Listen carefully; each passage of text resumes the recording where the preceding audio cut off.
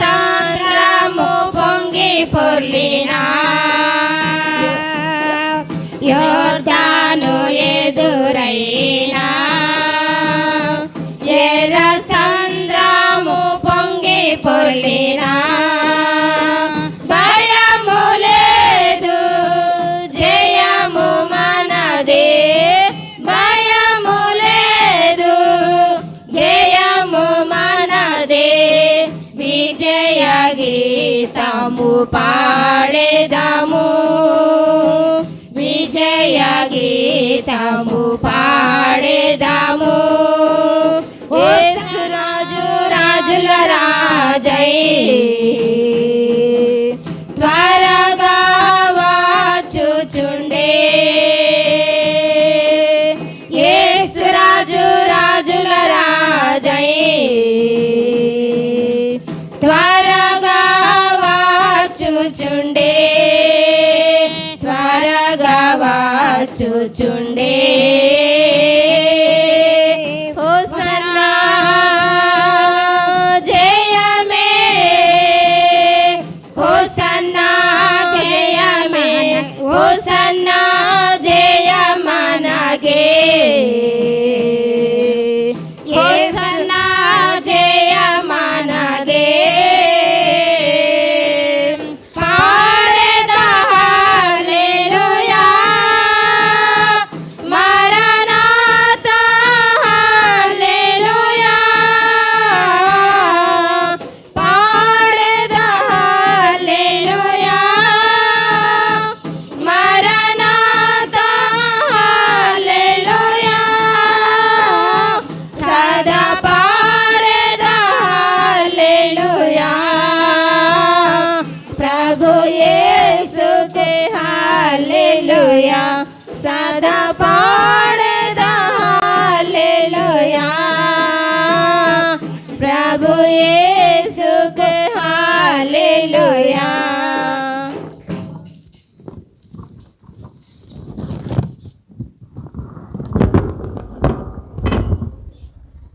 మరి చిన్నపిల్లలు దయచేసి కిందకు వచ్చి కూర్చోండి. పైన ఎవరు కూర్చోవద్దు చైర్లో. పెద్దవాళ్ళు కింద కూర్చోలేని వాళ్ళు దయచేసి పైకి వెళ్ళి కూర్చోండి. అంతసేపు కూర్చోలేని వాళ్ళు ఎవరు ఇబ్బంది పడుతూ కింద మాత్రం కూర్చోవద్దు. పైన చైర్స్లో కూర్చోండి. పెద్దవాళ్ళు ఎవరైనా పిల్లలందరూ కూడా కింద కూర్చోండి. అదే రీతిగా మరి మన మధ్య ఉన్నటువంటి దైవజనులు మరి లేఖన భాగం అందించడానికి వారు మన మధ్యకి వచ్చి ఉన్నారు కనుక ప్రత్యేక అతిథులుగా వారిని మనమందరము కూడా ప్రేమతో ఆహ్వానిద్దాం.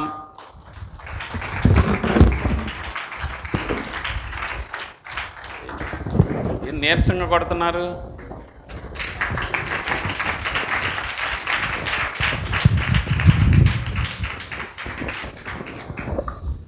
ఊరికనే అన్నానులే, తొందరగానే పంపిస్తాను. ఒకసారి గట్టిగా కొట్టండి, బిగ్గరగా. Very good. ఇప్పుడు అయ్యగారు తృప్తిగా ఉంటుంది, సంతోషపడుతుంది. మన తండ్రి అయిన దేవుడి నుండి ప్రభు అయిన యేసుక్రీస్తు నుండి కృపా సమాధానములు మీకు కలుగునుగాక. ఆమేన్. చాలా సంతోషం. ఈ దేవుని మందిరం యొక్క 5వ వార్షికోత్సవ ప్రతిష్ట వార్షికోత్సవ ఆరాధన సందర్భంగా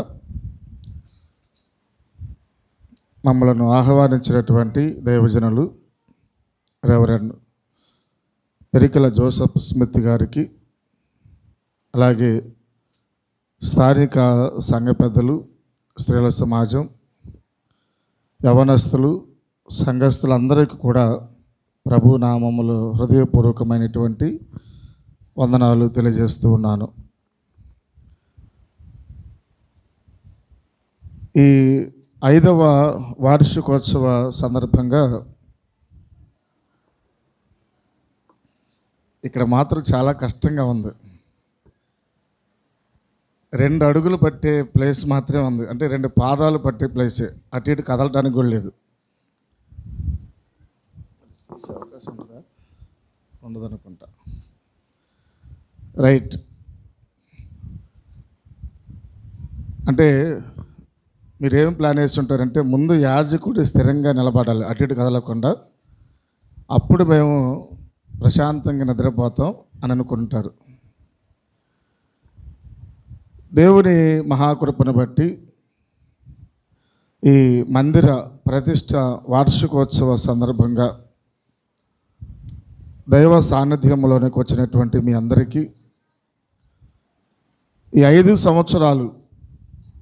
సంవత్సరాలు ఈ మందిరములో ప్రార్థనలు, విజ్ఞాపనలు, యాచనలు, ఆరాధనలు జరుపుకోవడానికి దేవుడు అనుగ్రహించినటువంటి సమయాన్ని బట్టి ముందుగా మనం అందరము దేవునికి కృతజ్ఞతాస్తుతులు చెల్లించవలసిన వారమై ఉన్నామని మీకు గుర్తు చేస్తూ ఉన్నాను. నాతో ఈ స్థలములో ఉన్నటువంటి దైవజనులు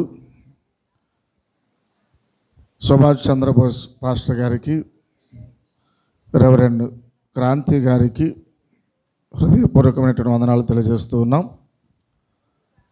జనరల్గా పాస్టర్ గారు అన్నట్టు 1:15 అవుతుంది, అంటే 1:15 అవుతుంది. మేము వచ్చినప్పుడు ఒక 10 మందిలోపు ఉంటారు.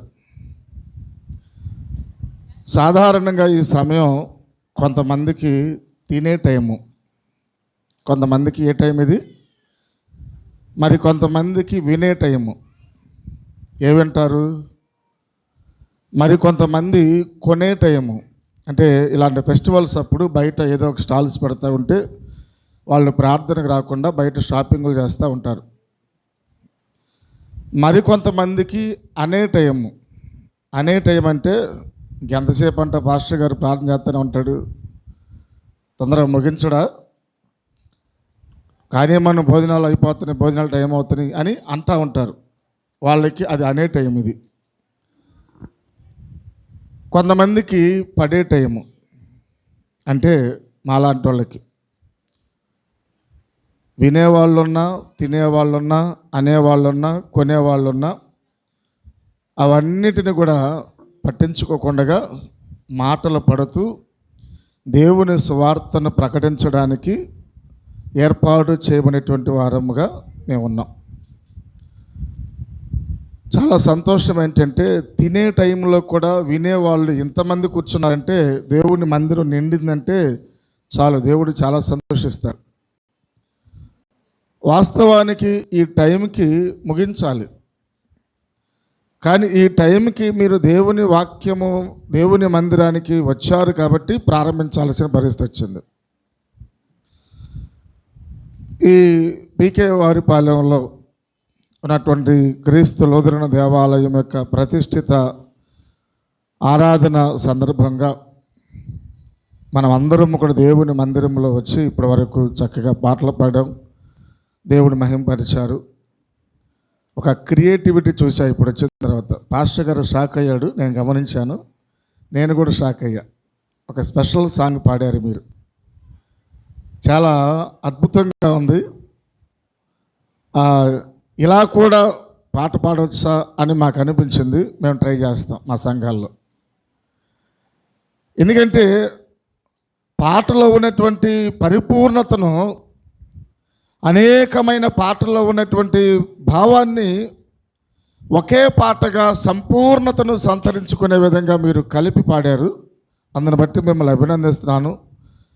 నిజంగా యూత్ వాళ్ళంటే క్రియేటివ్స్ అనుకుంటా, కానీ మీరు వచ్చి అంత క్రియేటివిటీ చూపించారంటే నిజంగా దేవుడు మహిమపరచబడుతున్నాడని సంతోషిస్తూ ఉన్నాను. ఈ ప్రతిష్ట మందిరం యొక్క ప్రతిష్ఠిత ఆరాధన వార్షికోత్సవ సందర్భంగా ఒకసారి మనల్ని మనం పరిశీలించుకుంటే 5 సంవత్సరాలు దేవుని మందిరం నిర్మించబడి, ప్రతిష్ఠించబడి, పునఃప్రతిష్ఠించబడి, అంతకుముందున్న తరానికి అంతకుముందున్న మందిరము తెలిసి ఉంటుంది. ఇప్పుడు కొత్తగా ఈ 5 సంవత్సరాల్లో పుట్టిన వాళ్ళకి ఈ కొత్త మందిరం యొక్క వాతావరణము అలవాటై ఉంటుంది. ఈ 5 సంవత్సరాల ప్రార్థనా జీవిత కాలంలో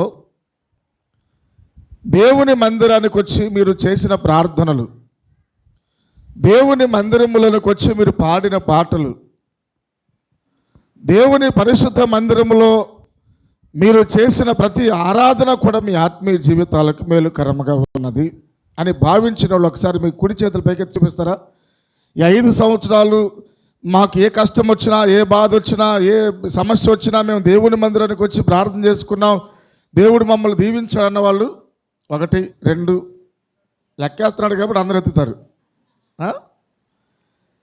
ఆశీర్వదించబడడం అంటే ఏంటంటే ఆత్మీయంగా బలపడటం.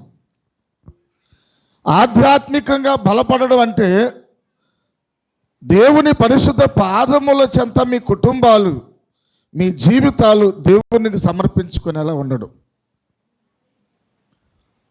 పాస్టర్ గారు రెవరెండ్ జోసెఫ్ గారు, వారి ఫ్యామిలీ చాలా సమర్పణ కలిగినటువంటి కుటుంబం, సమర్పణ కలిగిన కుటుంబం. వారితో మేము మాట్లాడేటప్పుడు నేను జనరల్ టాపిక్స్ మాట్లాడుతూ ఉంటే ఆయన దేవుని టాపిక్స్ మాట్లాడుతూ ఉంటాడు. ప్రతిదాన్ని కూడా ఏదో దేవునితోటి అనుసంధానం చేసి మాట్లాడుతూ ఉంటాడు. అంటే ఆయన ఆలోచనలు ఏంటంటే మా సంఘం, మా ప్యారిష్, మా విశ్వాసులు, మా సంఘం యొక్క ఆరాధన క్రమం, వీటి గురించి మాట్లాడుతూ ఉంటాడు పాస్టర్ గారు. నేను కొన్నిసార్లు బయటకు వచ్చినప్పుడు కూడా సంఘం, విశ్వాసులు అనుకుంటామేంటి, ఏదో జనరల్ టాపిక్స్ మాట్లాడుకోవచ్చు అంటే ఆయన అట్లా కాదు. మా సంఘం ప్రార్థనలు ఇలా జరుగుతాయి, అలా జరుగుతాయి. ఇదే చాలా సంతోషం అనిపించింది. ఒక మంచి దైవజనుడు మీ మధ్య పని చేయడానికి దేవుడు ఏర్పాటు చేసుకున్నాడు. దేవుని అనుమతి, ఒక సేవకుడి ద్వారా మీరు ఆత్మీయంగా బలపడడానికి దేవుడు ఒక అవకాశం ఇచ్చాడు. ఎందుకు ఈ మాటలు గుర్తు చేస్తున్నానంటే ప్రార్థనా మందిరం యొక్క విలువ చాలామందికి ఇంకా తెలియట్లే. ఏదో మేము కట్టుకున్నాం. కొంతమంది అంటూ ఉంటారు, నేను ఒక ప్యారిస్లోకి వెళ్ళగానే అందరూ పరిచయం చేసుకుంటూ ఉంటారు కదా కొన్ని రోజులు. ఒక అతను వచ్చాడు, అయ్యగారు మా చర్చి చూసారా ఎట్టుందో, 1,15,00,000 రూపాయలు పెట్టి చర్చి కట్టుకున్నాం, ఈ ఏరియాలో టాప్ మాది అన్నాడు. నిజమేనయ్యా, మీరే టాప్ అన్నా. అసలు మా ఊర్లో ఉన్న చర్చి ఎంత టాప్ అంటే అంత టాప్. నేను 2 వారాలు వచ్చి మరి ఏ రోజు చర్చిలో కనపడలేదంటే నేను పండగకు వస్తానండి అన్నాడు.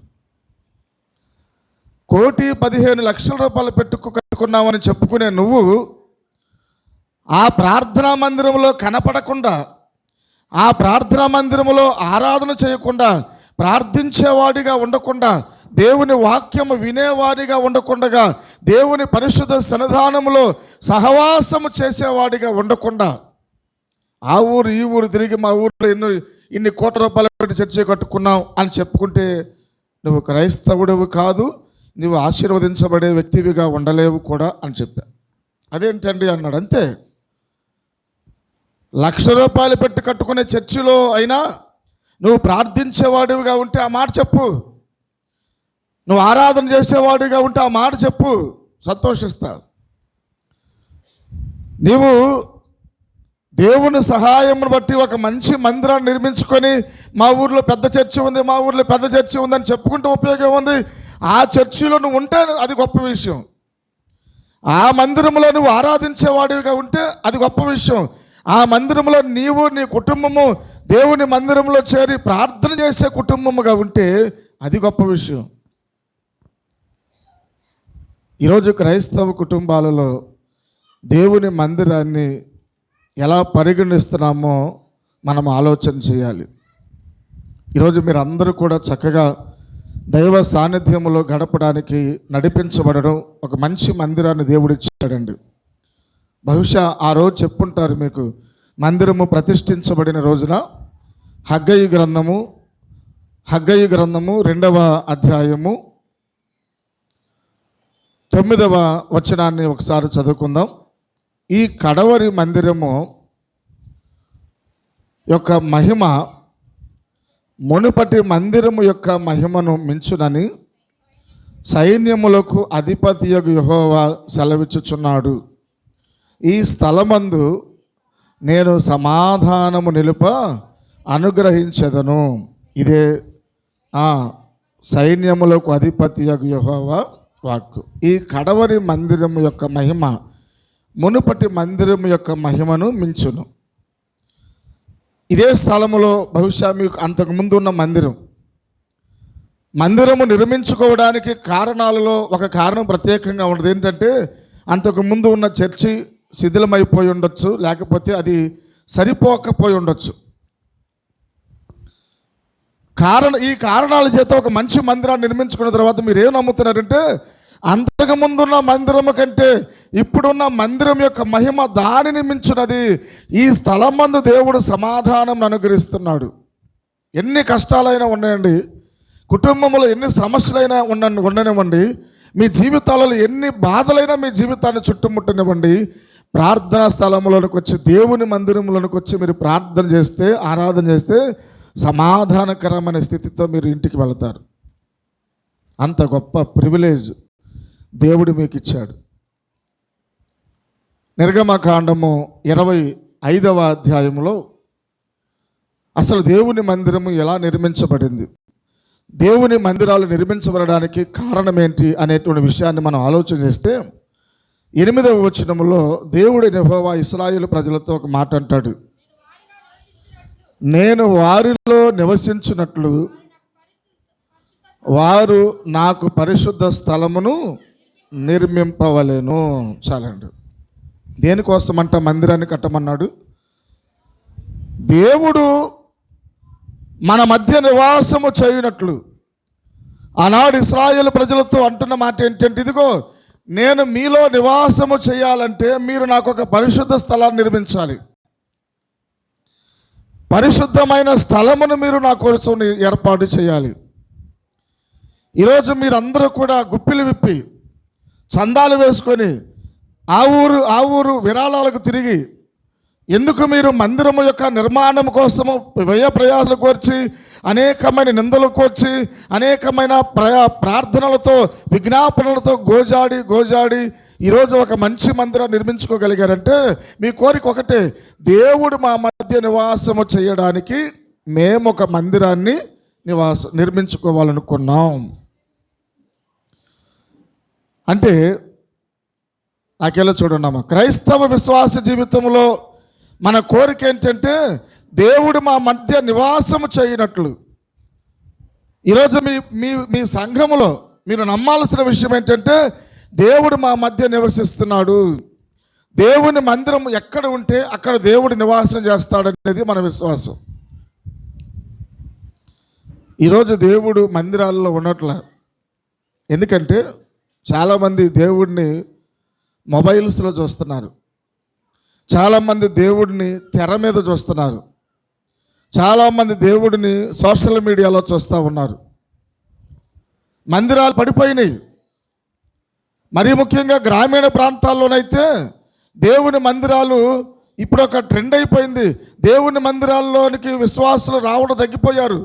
మేము టీవీలో వాక్యం వింటున్నాం, టీవీల్లో ప్రార్థనలు జరుపుకుంటున్నాం, ఆన్లైన్ ప్రేయర్స్లో మేము పాల్గొంటున్నాం అని చెప్పుకున్నారు. మంచిదే, అది ఆత్మీయంగా బలపడడానికి ఏదైనా ఉపయోగపడుద్దని నేను అనను, కానీ పడొచ్చేమో.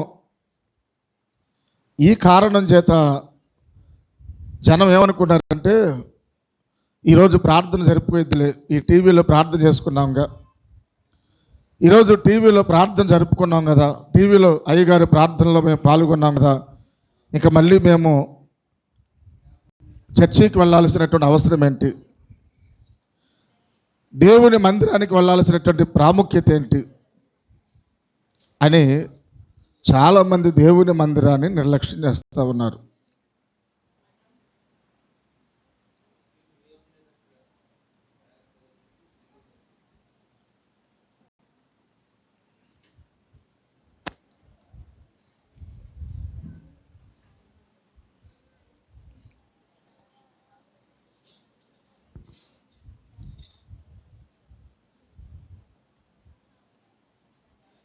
అయిపోయిందా? Okay, very good. దేవుని మందిరాల యొక్క ప్రాధాన్యత ఈరోజు తగ్గించేశారు. కారణం ఏంటంటే సర్దుకున్నారు, అయిపోయింది. మధ్యలో మీరు ఇలాంటి డిస్టర్బెన్స్ పెట్టించుకోమాకండి. వచ్చిన వాళ్ళు అక్కడ ఖాళీ ఉండి అక్కడ కూర్చుంటారు. దేవుని మందిరాల యొక్క ప్రాముఖ్యత ఎందుకు తగ్గిందంటే ఈ సోషల్ మీడియా. దేవుని రెండవ గ్రంథము, ఆ రాజుల మొదటి గ్రంథము 8వ అధ్యాయములో సొలొమోను దేవుని మందిరాన్ని నిర్మించిన తర్వాత, దేవుని మందిరము నిర్మాణము జరిగిన తర్వాత దానిని ప్రతిష్ఠించి ప్రజలందరితోటి మాట్లాడడం మొదలుపెట్టాడు. ప్రజలందరితో మాట్లాడుతూ దేవుని యొక్క ఔన్నత్యాన్ని గురించి ప్రకటిస్తూ వచ్చాడు. దేవుని యొక్క ఔన్నత్యం ఏంటి అంటే, ఏ దేవుడైతే ఇశ్రాయేలు ప్రజలను ఐగుప్తు దేశముల నుండి విడిపించాడో ఆ దేవుడు తన ప్రజల మధ్య నివాసము చేయడానికి ఒక మందిరాన్ని కోరుకున్నాడు. వాస్తవానికి ఆ మందిరము ఆయన నివాసము చేయడానికి మాత్రమే కాదు. ఎందుకంటే దేవుడిని ఒక 4 గోడల మధ్య బంధించలేము. దేవుడిని 4 గోడల మధ్య బంధించేసి తాళలేసి, ప్రభువా నువ్వు చర్చిలోనే ఉండు, మేము బయట తిరుగుతూ ఉంటాం అని అనలేవు. ఆ మాట అంటాడు. రాజుల మొదటి గ్రంథము 8వ అధ్యాయము 27వ వచనములో చూస్తాం. నిశ్చయముగా దేవుడు ఈ లోకమందు నివాసము చేయడు, ఆకాశ మహాకాశములు సహితము నిన్ను పట్టజాలవు, నేను కట్టించిన ఈ మందిరము ఎలాగు పట్టును. యెషయా గ్రంథం 66వ అధ్యాయంలో ఏమన్నాడు తెలుసా? ఆకాశము నా సింహాసనము, భూమి నా పాదపీఠము. వాస్తవానికి దేవుడిని ఈ మందిరము బంధించి ఉండలేదు, కానీ ఆయన నివాస స్థలముగా మనం ఏర్పాటు చేసుకునే ఈ మందిరము తట్టు, ఈ మందిరము మన ప్రార్థనలకు, మన విజ్ఞాపనలకు, మన విశ్వాసానికి వేదికగా మార్చుకోవాలి. ఏ మందిరానైతే నిర్మించుకున్నామో, ఏ మందిరానైతే దేవుడి చేత ఏర్పాటు చేసుకున్నామో ఆ మందిరము దేవుని నామమునకు మహిమకరముగా ఉండేలా మనము దానిని నిర్మించుకొని దానిని కొనసాగించుకోవాలి. ప్రార్థనా మందిరం యొక్క విలువ, ప్రార్థనా మందిరం యొక్క ఔన్నత్యాన్ని ఈరోజు క్రైస్తవ విశ్వాసులు మర్చిపోతున్నారు. సొలొమోను భక్తులు అంటున్నాడు, అయ్యా ప్రజలకు ఏ కష్టం వచ్చినా, ఏ బాధ వచ్చినా, ఏ రోగం వచ్చినా, ఏ తెగులు వచ్చినా, ఏ విధమైన శత్రు భయం కలిగినా కానీ ప్రజలు నీ మందిరం వైపు తట్టు తిరిగి ప్రార్థన చేస్తే ఆకాశమందున్న దేవుడు నీవు విని ఆలకించి సహాయం చేస్తాడు. మీరు ఎప్పుడైనా గుర్తుపెట్టుకోండి, మీరు అక్కడికి ఇక్కడికైనా పరిగెత్తాల్సిన పని లేదు. దేవుని మందిరం యొక్క గొప్పతనం మీకు తెలియాలి, దేవుని మందిరం యొక్క ఔన్నత్యం మీకు తెలియాలి. ఇక్కడ నీవు ప్రార్థన చేస్తే దేవుడు నీ ప్రార్థన త్రోసివేయడు. ఇక్కడ నీవు ప్రార్థన చేస్తే దేవుడు నీ ప్రార్థన నిరాకరించడు. ఎందుకో తెలుసా? ఆయన గొప్పతనాన్ని ఆయన మందిరములో గడిపేటువంటి అనుభవ జ్ఞానం కలిగిన క్రైస్తవులకి బాగా అర్థమైంది, అందరికీ అర్థం కాదు. ఎందుకంటే 93వ సంకీర్తన 5వ వచనములో, చివరి వచనములో కీర్తనకారుడు ఒక మాట తెలియజేస్తూ ఉంటాడు. నీ శాసనములు ఎన్నడూ తప్పిపోవు యెహోవా, ఎన్నటెన్నటికి పరిశుద్ధతయే నీ మందిరమునకు అనుకూలము. ఎన్నటెన్నటికి అంటే శాశ్వత కాలము, తరతరాలకు దేవుని మందిరానికి అనుకూలమైనది ఏంటి? పరిశుద్ధత. దేవుని మందిరానికి అనుకూలమైనది అల్లరి కాదు. దేవుని మందిరానికి అనుకూలమైనది లోక సంబంధమైన అధికారాలు కావు. దేవుని మందిరానికి అనుకూలమైనది పాపయుక్తమైనది ఏది కాదు. దేవుని మందిరమునకు అనుకూలమైనది ఎన్నటన్నిటికీ పరిశుద్ధత. మరి ఎంతమంది దేవుని మందిరాన్ని పరిశుద్ధంగా పరిగణిస్తున్నారు? ఎంతమంది దేవుని మందిరాన్ని పరిశుద్ధమైన మందిరముగా మీరు అనుసరిస్తూ ఉన్నారు? ఎంతమంది దేవుని మందిరం యొక్క పరిశుద్ధతను అనుసరించి మీ జీవితాలను పరిశుద్ధపరచుకోగలుగుతున్నారు? దేవుని మందిరము పరిశుద్ధమైనది కనుక మన బ్రతుకులను కూడా పరిశుద్ధపరచుకునే అవకాశం అక్కడికి వచ్చింది. ఈరోజు ప్రార్థనకు ఎందుకు వస్తున్నామంటే మన అవసరాలు తీర్చుకోవడానికి కాదు. కేవలము ప్రార్థనకి వెళితే సమస్యలు పోతాయి, ప్రార్థనకి వెళితే కష్టాలు పోతాయి, ప్రార్థనకి వెళితే అనుకున్నవి జరిగిపోతాయి, ప్రార్థనకి వెళితే అది జరుగుతుంది ఇది జరుగుతుంది అప్పులు తీరిపోతాయి అనుకునే వాళ్ళు చాలామంది ఉన్నారు. మొదట ప్రార్థనకి వెళితే పాపం పోయిద్ది అనే ఆలోచన తెచ్చుకోండి. దేవుని మందిరానికి వచ్చి పాపాన్ని పోగొట్టుకోవాలి, దేవుని మందిరానికి వచ్చి క్రియలను సరిదిద్దుకోవాలి, దేవుని మందిరానికి వచ్చి మనసును మార్చుకోవాలి, దేవుని మందిరానికి వచ్చి లోక సంబంధమైన వ్యర్థమైనటువంటి పాపయుక్తమైన వాటన్నిటిని విసర్జించగలిగే గుణం సంపాదించుకోవాలి. అవకాశవాద క్రైస్తవులముగా మనం బ్రతకూడదు, ఆశీర్వాదకరమైన క్రైస్తవులముగా మనం బ్రతకాలి. ఎలా బ్రతకూడదు? అవకాశవాద క్రైస్తవులముగా కాదు బ్రతకాల్సింది, ఆశీర్వాదకరమైన క్రైస్తవులు. అవకాశవాద క్రైస్తవులు అంటే ఏంటో తెలుసా? 7 వారాలు పాస్టర్ గారు నన్ను ప్రార్థన రమ్మన్నాడు, 7 వారాల తర్వాత నేను అనుకున్నది జరిగిద్దంట అనే బ్యాచ్ ఒకటి ఉంటుంది. ప్రతి సోమవారం 3 వారాలు, 7 సోమవారాలు, 6 శనివారాలు అనే బ్యాచ్ ఉంటుందండి. అప్పుడప్పుడు రకరకాల ప్రదేశాలకు వెళ్ళి వస్తూ ఉంటారు, పుణ్యక్షేత్రాలకు వెళ్ళి వస్తూ ఉంటారు, పుణ్యక్షేత్రాలకు వెళ్ళొచ్చి అమ్మాయి అనుకున్నది జరిగితే అక్కడికి వస్తాను, అనుకున్నది జరగడానికి అక్కడికి వస్తాను.